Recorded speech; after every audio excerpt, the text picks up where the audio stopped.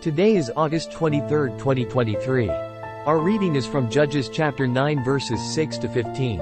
All the citizens of Shechem and all Beth Millo came together and proceeded to make Abimelech king by the terebinth at the memorial pillar in Shechem. When this was reported to him, Jotham went to the top of Mount Gerizim, and standing there, cried out to them in a loud voice, "Hear me, citizens of Shechem, that God may then hear you." Once the trees went to anoint a king over themselves. So they said to the olive tree, "Reign over us." But the olive tree answered them, "Must I give up my rich oil, whereby men and gods are honored, and go to wave over the trees?" Then the trees said to the fig tree, "Come, you reign over us."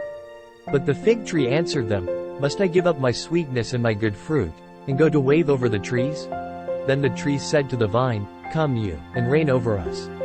But the vine answered them, "Must I give up my wine that cheers gods and men, and go to wave over the trees?"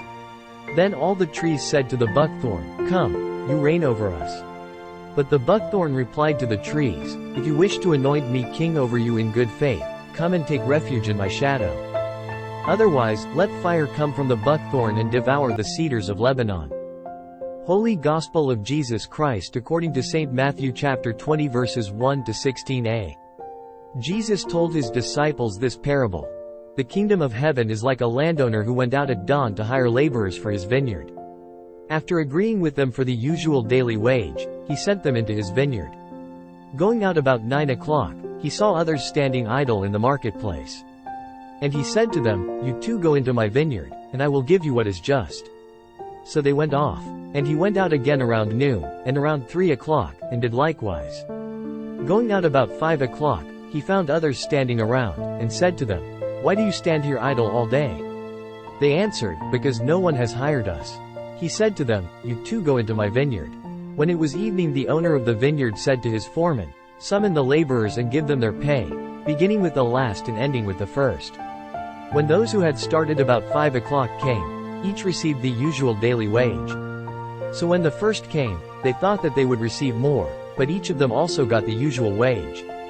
And on receiving it they grumbled against the landowner, saying, "These last ones worked only 1 hour, and you have made them equal to us, who bore the day's burden and the heat."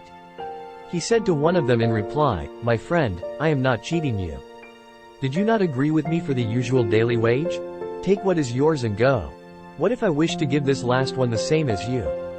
Or am I not free to do as I wish with my own money? Are you envious because I am generous? Thus, the last will be first, and the first will be last." For today's reflection, the parable of the workers in the vineyard challenges our notions of fairness.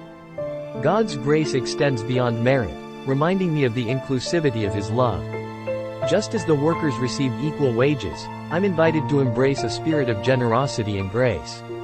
I will shift my perspective from comparison to celebration of God's abundant love. Today, I will cultivate gratitude for God's boundless grace and extend that grace to others, irrespective of perceived fairness. I will practice gratitude for God's grace and extend it to others without favoritism. I will celebrate the inclusivity of God's love,